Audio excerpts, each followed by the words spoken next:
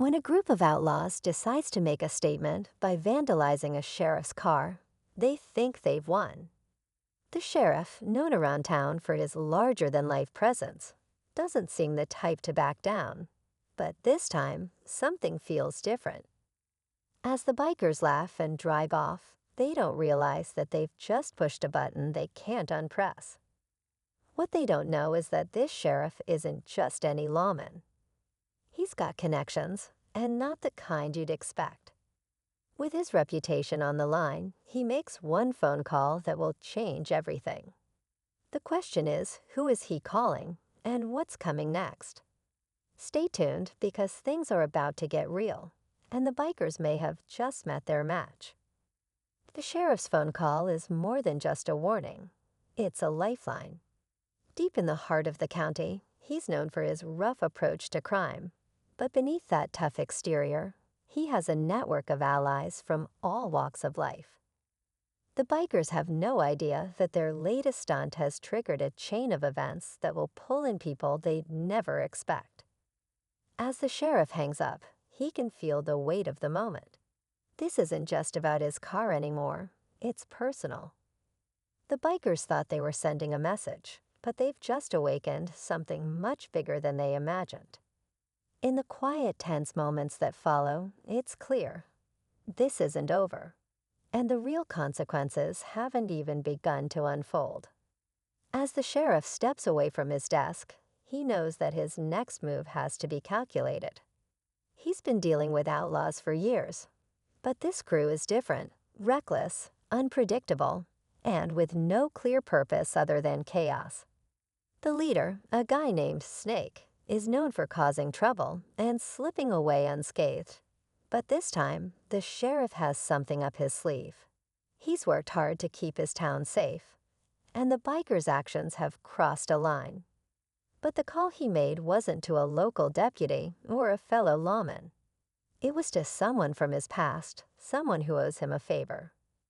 Meanwhile, Snake and his gang are celebrating their little victory at a rundown bar on the outskirts of town, unaware of the storm brewing. As they toast to their vandalism, one of the younger bikers, a guy named Roy, starts to feel uneasy. Something doesn't sit right with him. He's seen the sheriff before. He's no stranger to trouble. And the thought that their actions might have consequences gnaws at him. But Snake laughs it off, claiming they've got nothing to worry about. The sheriff's just a fat old man, Snake sneers. He'll forget by tomorrow. Back at the sheriff's office, the clock ticks louder than ever. Every second feels like an eternity. As he watches the phone in his hand, he wonders if he's made the right call. The last time he reached out to this person, it cost him more than he was willing to pay. But sometimes you have to take risks, especially when you're dealing with people who think they're above the law. The night drags on, but the tension in the air thickens, wrapping itself around the sheriff like a tightening noose. He's been pacing, his mind replaying the call over and over, wondering if he's made a grave mistake. The last time he involved his old contacts, things didn't end well. But this time, the bikers crossed a line, and his pride won't let him back down. He steps out of his office, grabs his jacket, and heads toward his truck. His grip tightens on the steering wheel, the headlights cutting through the darkness like a beacon of what's to come. He's heading straight for the bar where Snake and his gang are holed up, and something tells him that tonight will be different. At the bar, the bikers' laughter fills the air, but it's hollow. Roy's unease grows with every passing minute. He notices a black truck parked outside, the engine idling. He's not sure why, but he feels like they're being watched. He tries to shake it off, but the feeling won't leave. "Hey, Snake," Roy says, his voice shaky. "You sure about this?" The sheriff, he's not exactly the kind of guy you want to mess with.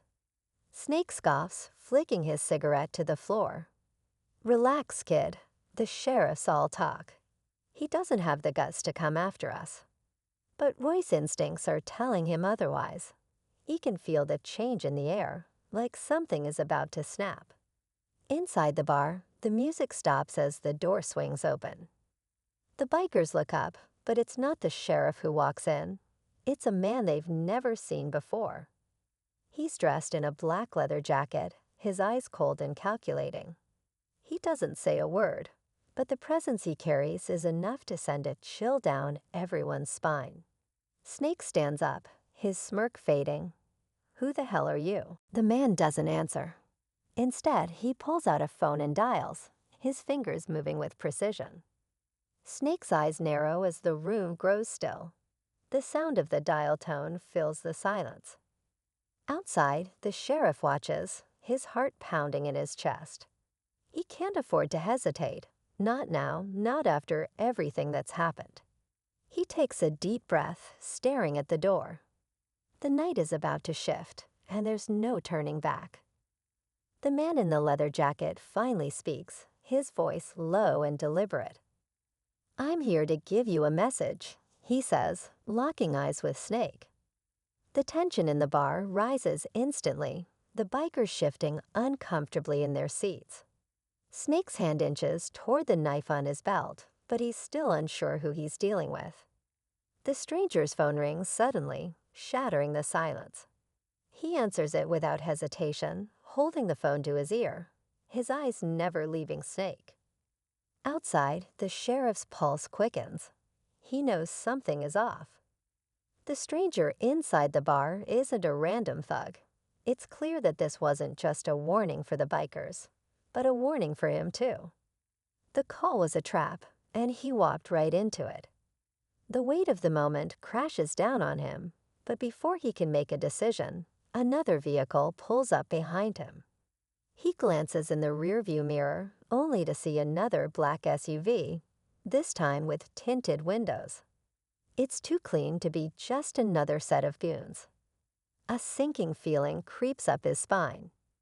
Back inside the bar, Snake's eyes flicker with uncertainty. "Who the hell do you think you are?" He growls, standing his ground. But just as he steps forward, the stranger lifts his hand, gesturing for him to stop. The door to the bar swings open again, and this time it's the sheriff who walks in. His eyes immediately lock with the man in the leather jacket. But what happens next makes everything even stranger. The man in the jacket nods slightly, as though acknowledging the sheriff. "You made the right choice," he says, lowering his phone. "It wasn't him you needed to worry about. It was your past." Before the sheriff can react, a loud crash shakes the room. The walls shudder as a blast of gunfire erupts from outside, just inches from the window. The bikers duck instinctively, the bar erupting into chaos. For a split second, no one knows who's shooting, but the sheriff's eyes widen as he recognizes the pattern. The shots are too precise. Someone's coming for them all, and it's not just the bikers or the sheriff anymore. The stakes have just escalated, and everyone in the room is now caught in the crossfire. The deafening crash of gunfire sends the entire bar into a panic. Glass shatters and bikers scramble for cover. The sheriff instinctively reaches for his weapon, but the stranger in the leather jacket moves with a chilling calmness, as if he's seen this all before. He looks at the sheriff, nods once, and then draws his own gun, faster than anyone could react. Outside, the sound of tires screeching fills the air, followed by the unmistakable roar of an engine. It's another black SUV, skidding to a stop just outside the bar. The doors swing open, and figures step out, dressed in tactical gear, their weapons trained on the building. The sheriff's heart skips a beat. He's seen these people before, federal agents from a dark chapter in his past, the same ones who had once pulled him into a world of corruption and danger he thought he had escaped. The stranger lowers his gun, his eyes cold as he watches the agents approach. "Looks like you didn't make the right choice after all, Sheriff," he says with a grim smile.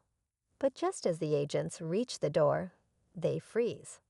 One of them raises a hand to his earpiece, his face paling as he listens. The sheriff's mind races. What's happening? Who's calling the shots now?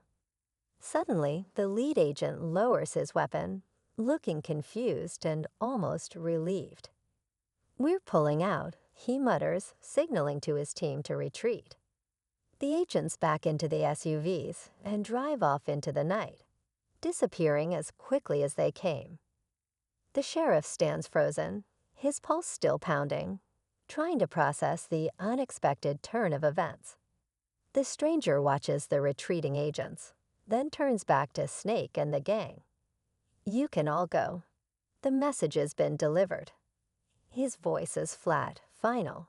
Snake's gang doesn't waste a moment, rushing out the door and into their bikes.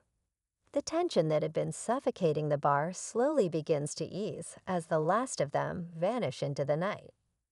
The sheriff doesn't move, staring at the stranger in disbelief. "What the hell just happened?" he demands, his voice raw. The man in the jacket smiles again, but there's no humor in it. "You were a tool. They didn't care about your car, or you, or even the bikers.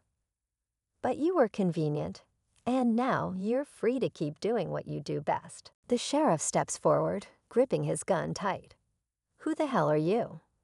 he asks again, his voice low with a mixture of rage and confusion. The man tilts his head, studying the sheriff for a moment. "I'm someone who owes you nothing, but I'm also someone who needed you to face your past, Sheriff. The rest, that's just collateral damage." Before the sheriff can respond, the man turns and walks out, vanishing into the darkness. The sheriff stands there, his mind racing, unsure whether he's just been saved or manipulated. The bikers are gone, the agents are gone, and the night is eerily quiet again. But one thing is clear: the sheriff's past isn't done with him. It never really was. The sheriff stands alone in the quiet aftermath, the weight of everything sinking in. His car is still damaged, but it feels like a small thing now, a mere symptom of the chaos that's been unleashed. He thinks about the stranger's words, "Your past." It haunts him, pulling him back to days he tried to forget. But tonight, he realizes something crucial. He's not the man he used to be. The old sheriff who let his past define him, gone. As the sun begins to rise, he looks at the empty bar and the wrecked lives left in its wake. The bikers are gone, the agents are gone, but the sheriff knows that peace never lasts. His battle isn't over. It's just begun. But for now, he has a chance to set things right, on his own terms.